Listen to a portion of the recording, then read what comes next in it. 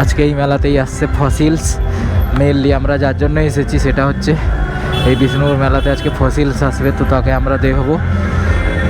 তার জন্য আমি এতদূর থেকে রাইড করে আজকে বিষ্ণুপুর এসেছি।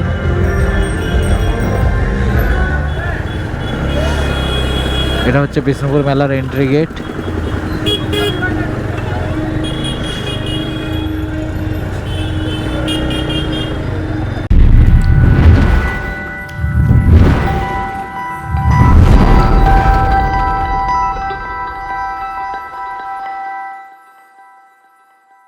High friends, good morning and welcome to my channel Amit Rana films. আজকে আমি সকাল সকাল বেরিয়ে পড়েছি বিষ্ণুপুরের উদ্দেশ্যে। তো এখন আমি আছি একটা জায়গা মোহনপুর বলে, ওইখানে দাঁড়িয়ে আছি। তো ওইখানে আমার একটা বন্ধু আসছিল, নিয়ে আমরা বিষ্ণুপুরের উদ্দেশ্যে রওনা দেবো। তোমরা অবশ্যই আমার সঙ্গে থেকো এবং ভিডিওটি কন্টিনিউ করো। ভিডিওতে অনেক কিছু ইন্টারেস্টিং হতে চলেছে। তো চলো, দেখা হচ্ছে গাড়িতে। আমরা আমাদের জার্নি এখন স্টার্ট করে দিয়েছি। আমরা এই মেদিনীপুর পেরোলাম, আমরা এখন সোজা যাচ্ছি বিষ্ণুপুরের দিকে। তো তার আগে আমরা কোথাও একটা দাঁড়িয়ে হালকা করে টিফিন করব, কারণ সকাল থেকে কিছু না খেয়েই আমরা বেরিয়েছি। তো কিছু টিফিন করে তারপর আবার স্টার্ট করব আমাদের জার্নি।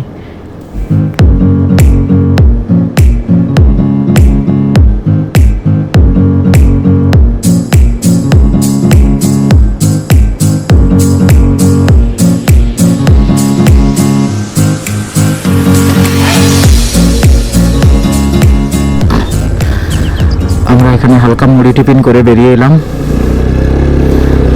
এখন আমরা পুরো ডাইরেক্ট চলে যাব বিষ্ণুপুর, ওখানেই দাঁড়াবো, আর কোথাও দাঁড়াবো না।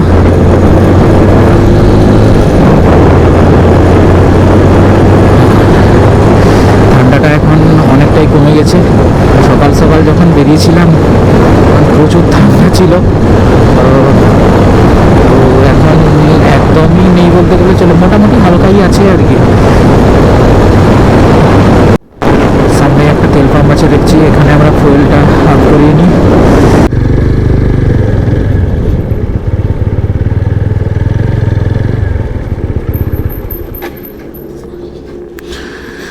ফুল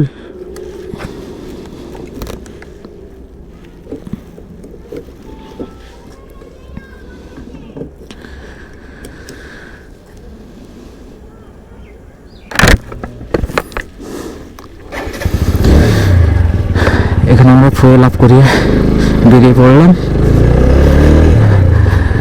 আর আশা করি কোথাও ফুয়েল আপ করাতে হবে না, কারণ খুব বেশি দূরও নয় বিষ্ণুপুরটা।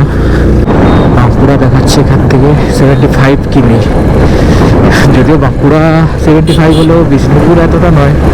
বিষ্ণুপুর কি আর খুব বেশি বাকি নেই। এখন আমরা প্রায় চন্দ্রকোনার কাছাকাছি পৌঁছে গেছি। আর একটু হলে চন্দ্রকোনা রোডের সামনে আছে চন্দ্রকোনার আগে যে লেভেল ক্রসিং, সেটা এখন আমরা বেরোবো চন্দ্রকোনার লেভেল ক্রসিং।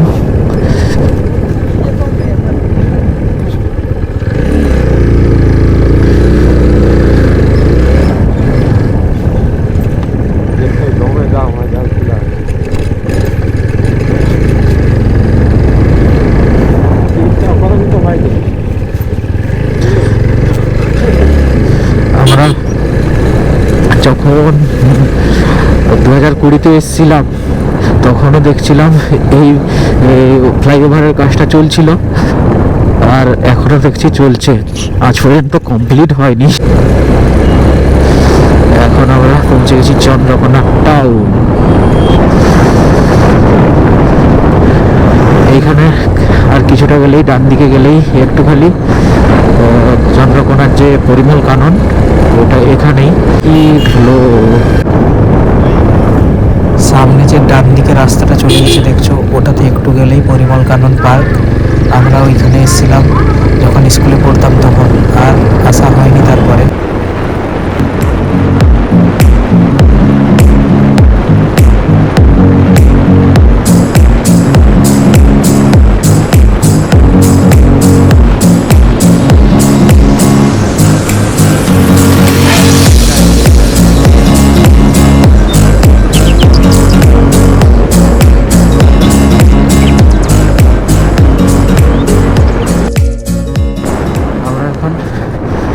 শিলাবতী নদীর উপর দিয়ে যাচ্ছি।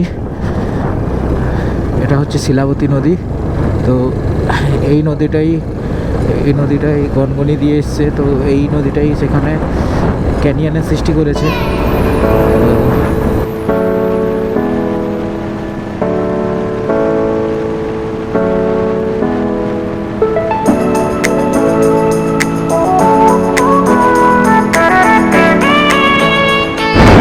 আমরা এখন বাঁকুড়াতে ঢুকছি। এখানেই আমাদের গঙ্গাপুর জেলা শেষ হয়ে বাঁকুড়া জেলা স্টার্ট। বিষ্ণুপুর আর মাত্র 3 কিলোমিটার বাকি আছে। আমরা পৌঁছে গেছি বিষ্ণুপুরের কাছেই। এখন প্রথমে আমরা যাবো একটা খাওয়ার দোকান। আমার বন্ধুটা বললো যে এখানে নাকি ধোসা খুব ভালো পাওয়া যায়, সেই জানে। সেই দোকানটাতে এখন যাব, তারপর ধোসা খেয়ে তারপর আমরা রুমের দিকে যাব। রুমে গিয়ে রুমে লাগেজ রেখে তারপর বেরিয়ে যাব ঘুরতে। এইটা তো মনে হয়, কোনটা? এটাই তো। ও, রাস্তা ভুল করে সোজা চলে যাচ্ছি। এই সামনে যে রাস্তাটা,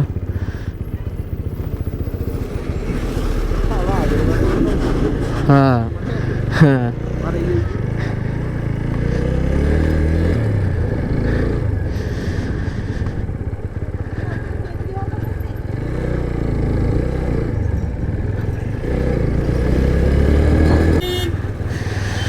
আমরা পৌঁছে গেছি বিষ্ণুপুর বাস স্ট্যান্ডে। এখন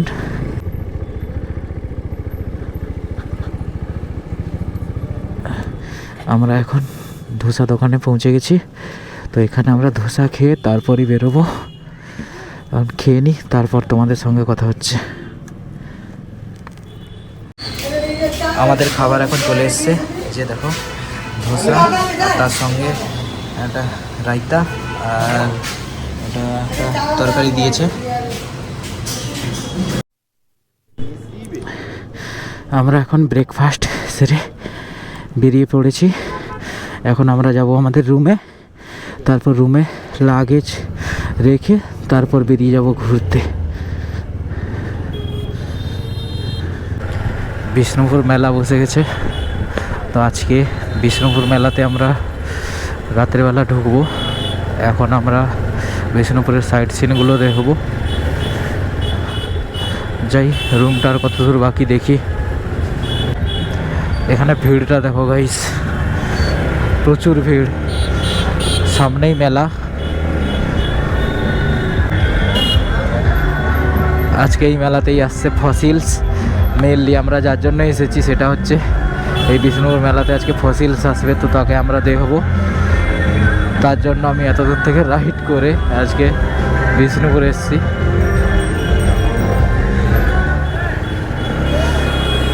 এটা হচ্ছে বিষ্ণুপুর মেলার এন্ট্রি গেট।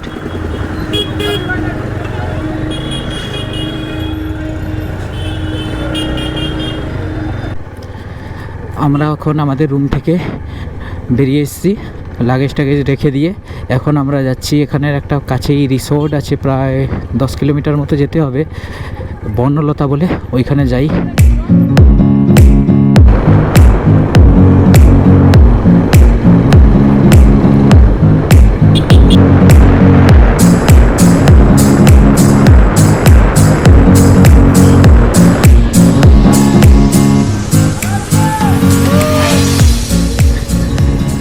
এখানে আমার বন্ধুরা থাকতো। এখানের ভিউটা দেখো তোমরা, সরষের গাছ, ওয়াও কত সুন্দর লাগছে। আমরা মোরাম রাস্তার পরে আবার পিচ রাস্তা পেয়েছি। তো এই রোডটা এখান থেকে মিনিমাম আরও 7 কিলোমিটার মতো যেতে হবে এই রোডটায়। তারপরেই আমরা পৌঁছে যাবো বনলতা রিসর্টে। এখানে তোমরা জঙ্গলটা দেখো, এখানটায়ও পুরো খুব সুন্দর একটা জঙ্গল। জঙ্গলের মাঝখানে যে রাস্তাটা তো আরও সুন্দর লাগছে। এখানে রাইড করতে যে কতটা সুন্দর লাগছে আমি বলে বোঝাতে পারছি না। শুধু জঙ্গলটা দেখো, কত সুন্দর একটা রাস্তা জঙ্গলের মধ্যে দিয়ে।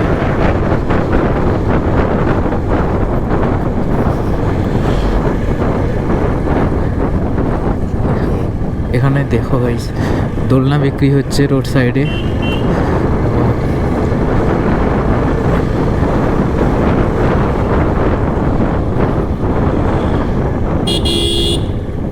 বনলতাতে আমরা পৌঁছে গেছি। এখানে গাড়ি পার্কিংটা দেখো কতজন এসছে শুধু।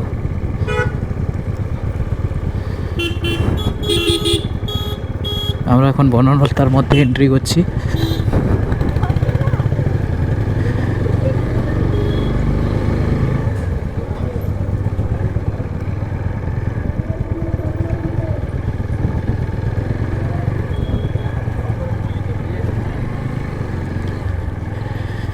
গাইস বনলতার মধ্যে তো ভিড়টা দেখো। এখানে বাইক রাখবে নাকি? আমাদেরকে এখানে বাইক রাখতে না বললো, কারণ ভেতরে পার্কিং আছে, তো আমরা সেখানে আমাদের বাইকগুলো পার্ক করব। কোন দিকে নিয়ে যাবো?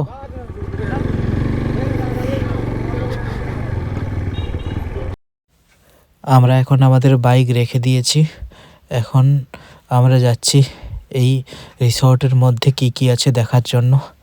তোমরা দেখো গাইস, এখানে গাঁদা গাছগুলো কত বড় বড় আর পুরো ফুলে ভর্তি। আমি এরকম গার্ডেন আগে কোথাও দেখিনি। এই গার্ডেনটা বিশাল বড় মানে বিশাল বড়। মানে এখানে শুধু গাঁদাই গাঁদা, চারিদিকে পুরো গাঁদাই ভর্তি।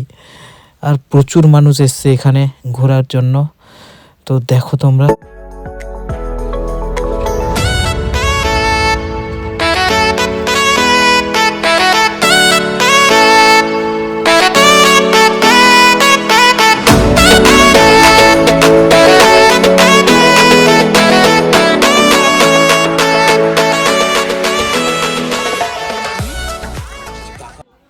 আজকে আমাদের মেনু হচ্ছে ভেজ থালি, সঙ্গে চিকেন কারি।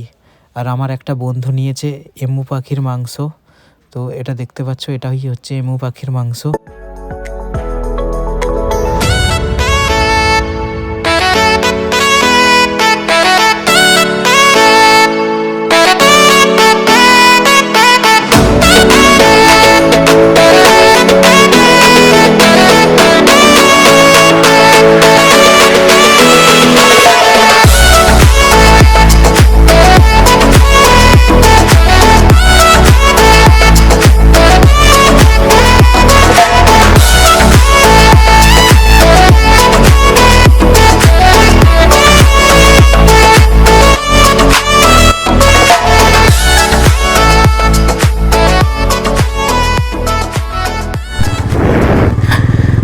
আমরা এখন বনলতা থেকে বেরিয়ে যাচ্ছি। এখন আমরা যাব এয়ারপোর্টের দিকে। এখানে আমরা লাঞ্চও করে নিয়েছি।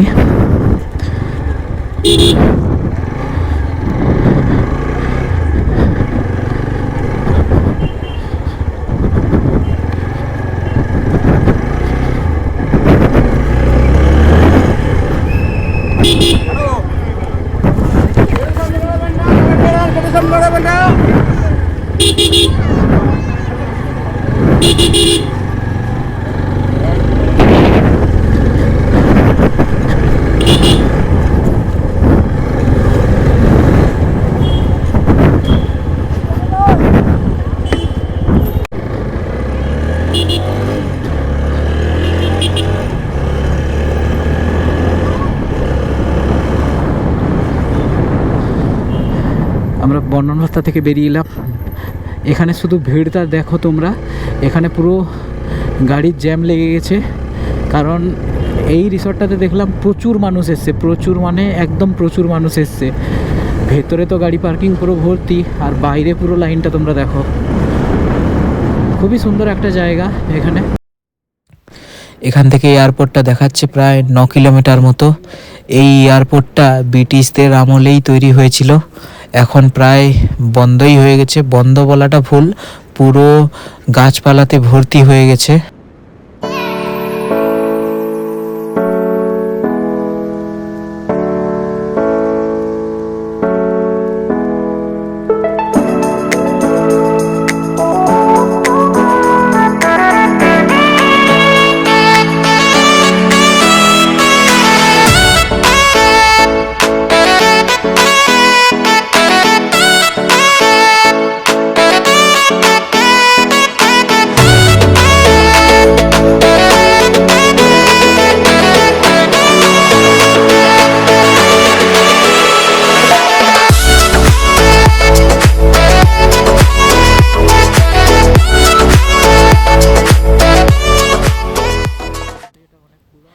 আমরা এখন এয়ারপোর্টে পৌঁছে গেছি। দেখো এয়ারপোর্টটা কেমন জঙ্গলে পরিপূর্ণ হয়ে গেছে। এই এয়ারপোর্টটা ব্রিটিশরা তৈরি করেছিল অনেক আগেই। এটা ভারত স্বাধীনের আগে ইউজ করা হতো, বাট এখন ইউজ না হওয়ায় পুরো জঙ্গলে পরিপূর্ণ হয়ে গেছে। আমরা এখন এখানে দাঁড়াবো এবং কিছু সিনেমেটিক শট নেব। তোমরা এনজয় করো আমার সিনেমেটিক শটগুলো।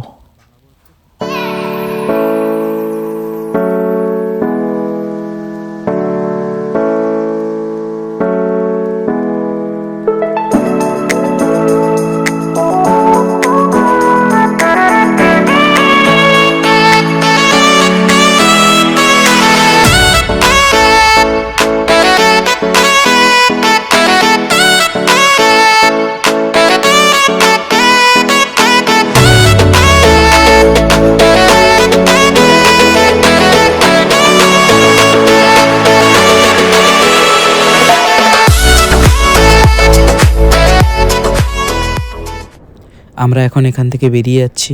এখন আমরা যাব আমার যে বন্ধুর কলেজ বিপিআইই, সেখানে। সেটা এখান থেকে প্রায় 3 কিলোমিটার মতো। তো আমরা সেখানে গিয়ে কিছু ড্রোন শট নেব। তো তোমরা অবশ্যই সেই শটগুলো দেখো। আর ভিডিওটি ভালো লেগে থাকলে অবশ্যই লাইক করো, কমেন্ট করো, শেয়ার করো এবং অবশ্যই সাবস্ক্রাইব করে দিও। আজকের মতো এই ভ্লগটা এখানেই শেষ করছি। দেখা হচ্ছে পরের ভ্লগে। টাটা।